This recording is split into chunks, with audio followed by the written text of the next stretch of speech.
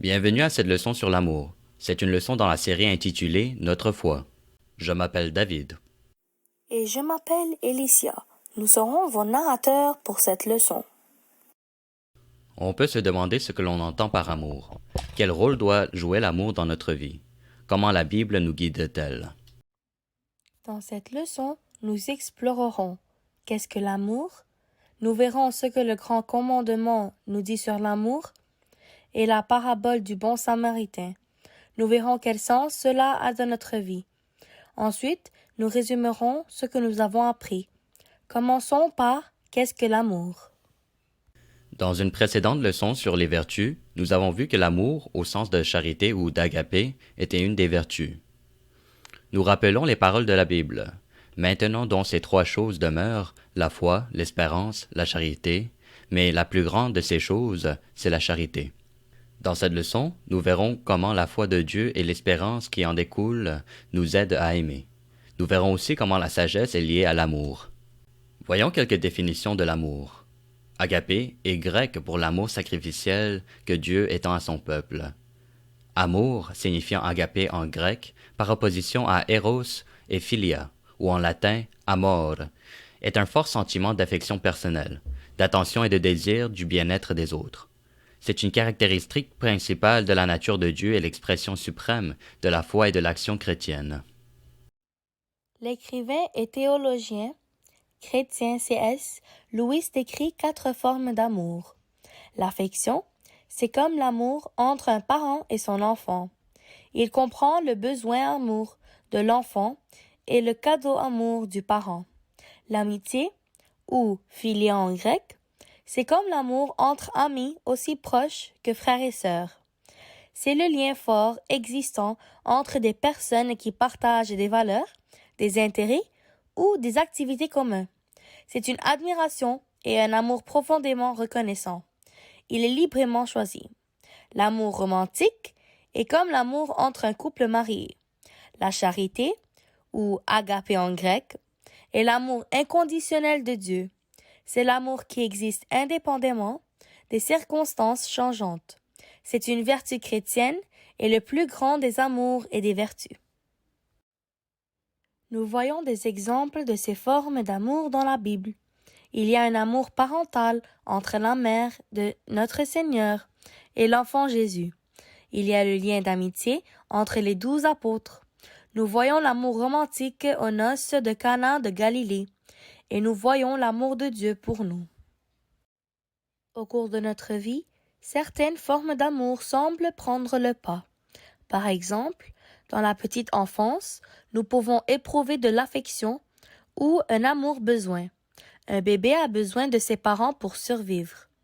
Dans l'enfance et à l'adolescence, nous pouvons accorder plus d'importance à nos amis ou à l'amour d'appréciation. Nous voyons des cas de pression des pères à cet âge. À l'âge adulte, nous pouvons vivre l'amour romantique en nous mariant. L'amour entre un couple marié peut s'accomplir avec l'arrivée d'un enfant. Cela pourrait conduire à l'amour affectif ou à l'amour don des parents envers l'enfant. Et puis, il y a la charité, l'amour inconditionnel, comme l'amour que Dieu nous accorde. Regardons le moment où nous passons de l'amitié à l'amour romantique. À un certain moment dans notre vie, nous franchissons la période quand nous nous fions sur plusieurs amis, à la période quand on se fie sur une seule personne, notre conjoint. Cette transition peut s'avérer difficile. Comme nous l'entendons dans la cérémonie de mariage et dans la Bible, l'homme quittera son père et sa mère, et s'attachera à sa femme, et les deux deviendront une seule chair. Nous prions pour la sagesse afin de réussir à choisir le bon conjoint. Nous avons aussi la charité, l'amour de Dieu. L'apôtre Jean décrit l'amour de Dieu comme suit. Car Dieu a tant aimé le monde qu'il a donné son Fils unique, afin que quiconque croit en lui ne périsse point, mais qu'il ait la vie éternelle.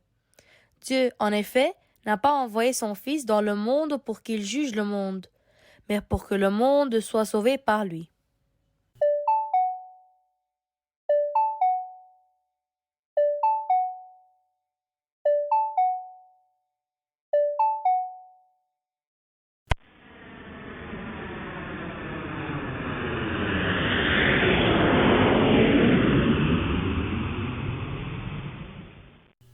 Le grand commandement que Jésus nous a donné sont les suivants.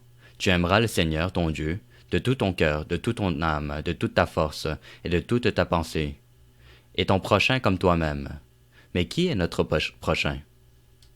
La parabole du bon Samaritain pourrait nous fournir une réponse à la question. Qui est notre prochain? Un homme a demandé à Jésus, qui est mon prochain? Et Jésus répondit par la parabole du bon Samaritain. Un docteur de la loi se leva et dit à Jésus, pour l'éprouver, Maître, que dois-je faire pour hériter la vie éternelle? Jésus lui dit, Qu'est-il écrit de la loi? Qui lis-tu?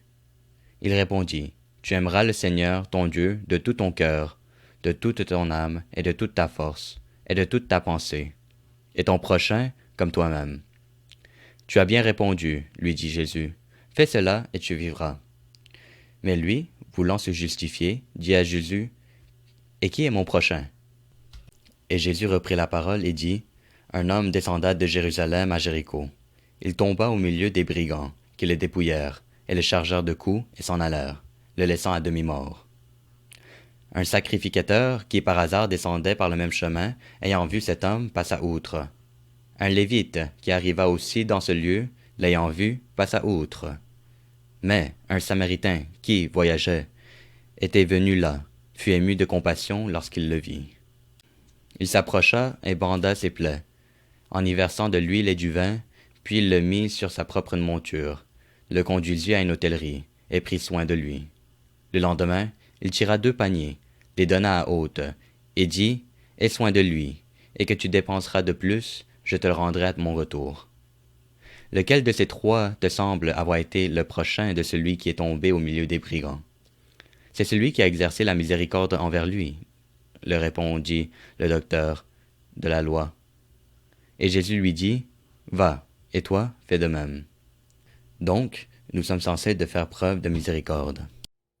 Mais comment faire preuve de miséricorde? Par exemple, dans notre famille? Prenons l'exemple du bon Samaritain et voyons ce que nous pouvons faire par comparaison. Compassion. Le bon Samaritain a eu de la compassion pour le blessé. Dans notre famille, nous pouvons nous respecter. Nous pouvons faire preuve d'empathie et essayer de comprendre pourquoi les choses arrivent. Soulager la douleur et guérir. Le bon Samaritain est allé vers le blessé et a pansé ses blessures, en versant de l'huile et du vin. C'était une façon de désinfecter et d'apaiser la plaie. Dans notre famille, nous pouvons essayer de surmonter les défis ensemble en apprenant d'eux. Nous pouvons partager la joie et la tristesse de l'autre. Sécurité. Le bon Samaritain déposa le blessé sur son propre animal, l'amena dans une auberge et prit soin de lui. Dans notre famille, nous pouvons nous approcher de Dieu, faire le suivi. Le bon Samaritain sortit 2 derniers, les donna à l'aubergiste et lui dit « Aie soin de lui ». Dans notre famille, nous pouvons privilégier les situations où chacune de nos qualités et vertus rayonne. En essayant d'aimer son prochain comme soi-même, nous pouvons faire face à des défis. Voilà ce que nous découvrirons dans la section qui suit. Par exemple, les adultes diffèrent dans la leçon dont ils abordent et vivent les relations amoureuses. Certains styles d'attachement émergent. L'attachement sécure se caractérise par le confort. Posséder une vision positive de soi et des autres. L'attachement anxieux se caractérise par une inquiétude excessive à propos de l'amour ou du manque de la part du partenaire. L'attachement évitant se caractérise par une faible expression d'intimité ou par une ambivalence dans l'engagement. Il existe une continuité entre les descriptions que les gens font de leur attachement romantique à l'âge adulte et leurs souvenirs de leur relation d'enfance avec leurs parents. Les preuves montrent que l'attachement sécure est associé à des résultats plus souhaitables à tous les âges. Comme pour les autres styles d'attachement, des changements positifs dans la sécurité de l'attachement ont été observés dans diverses interventions, mais une étude plus approfondie est nécessaire. Qu'apprenons-nous de ces défis? Amour et sagesse. Choisissez judicieusement votre conjoint et vos amis. Priez pour la sagesse. Choisissez le conjoint qui vous aidera à vous rapprocher de Dieu et vice-versa. Choisissez à avoir un couple où vous vous entraidez spirituellement. Atteignez le royaume de Dieu. Ceci est parce que Dieu nous transforme par son amour. Dieu nous aime. Notre esprit perçoit son amour. Notre âme, qui inclut nos émotions, notre intelligence et notre volonté, exprime l'amour de Dieu par des actes de bonté et de miséricorde, nous menant à Dieu. Nous percevons et nous exprimons l'amour de Dieu qui nous transforme. Comment l'amour de Dieu nous transforme-t-il? Par la résurrection. C'est la célébration du triomphe de la vie sur la mort, une victoire de l'amour sur la haine. L'amour de Dieu pour nous a transformé la mort en vie, nous donnant l'espérance de la vie éternelle. L'amour de Dieu est notre lumière sur notre chemin vers son royaume.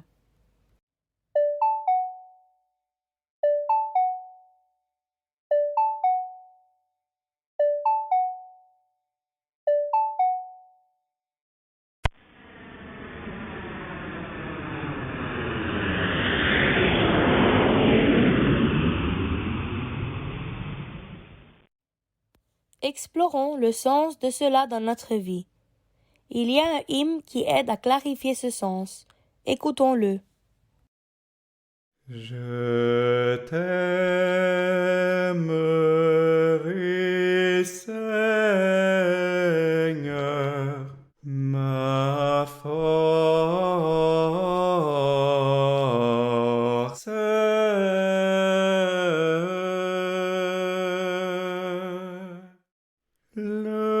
Le Seigneur est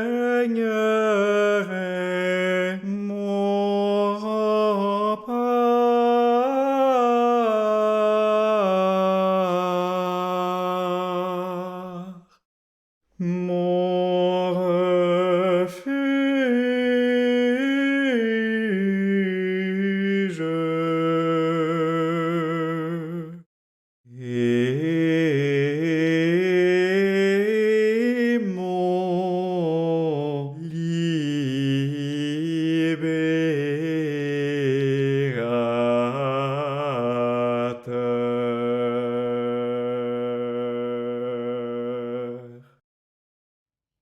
Je t'aimerai, Seigneur, ma force. Aime Dieu. En réponse au grand commandement d'aimer Dieu, nous acceptons de tout cœur. Ma force. Au cours de notre vie, surtout lorsque nous faisons face à des défis, le Seigneur est la source de notre force. Le Seigneur est mon rempart, mon refuge et mon libérateur. Mon repart. Parfois, nous pouvons sentir que le sol sous nos pieds est instable, changeant, mais Dieu est notre fondation solide sur laquelle nous pouvons compter, quoi qu'il arrive. Son amour nous ancre, pour que nous puissions à notre tour aimer notre prochain comme nous-mêmes. Mon refuge. Quand il n'y a nulle part où aller, quand nous sommes entourés de chaos, de menaces et de confusion, nous nous tournons vers Dieu. Mon libérateur. Une fois que nous atteignons Dieu, il nous délivre du mal. Il délivre notre âme.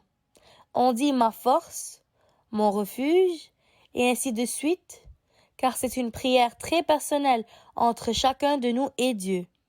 L'amour est une affaire très personnelle. Nous aimons de tout notre cœur le centre de la personne humaine, d'où surgissent émotions et valeurs spirituelles. L'amour commence lorsque notre esprit perçoit l'amour de Dieu pour nous. Cela nous met sur le chemin de l'amour.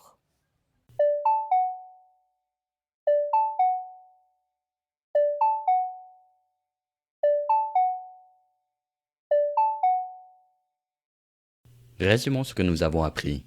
Qu'est-ce que l'amour? L'amour, au sens de charité ou d'agapé, est une vertu.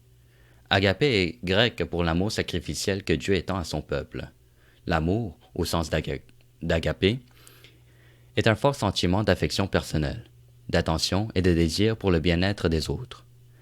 C'est une caractéristique première de la nature de Dieu et l'expression suprême de la foi et de l'action chrétienne.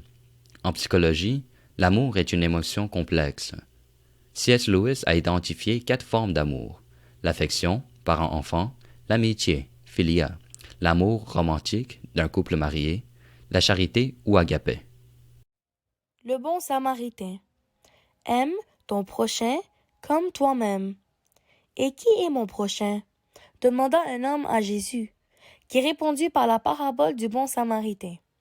Jésus demanda, « Lequel de ces trois te semble avoir été le prochain de celui qui est tombé au milieu des brigands? » « C'est celui qui a exercé la miséricorde envers lui, » répondit le docteur de la loi. Et Jésus lui dit, « Va, et toi, fais de même. » Défi. Nous devions aimer notre prochain comme soi-même. Mais des défis pourraient masquer les vertus que nous recherchons. L'amour nous aide. Nous prions pour la sagesse et cherchons à nous rapprocher de Dieu. Par la résurrection, l'amour de Dieu est notre lumière directrice sur notre chemin vers son royaume. Sens. Nous acceptons le grand commandement de Dieu d'aimer Dieu. Dieu est notre force, notre fondement solide, notre refuge et notre libérateur. C'est un engagement personnel entre nous et Dieu. Nous cherchons l'amour de Dieu avec notre esprit afin que nous puissions, à notre tour, aimer notre prochain comme nous-mêmes. Merci d'avoir participé à cette leçon. Merci.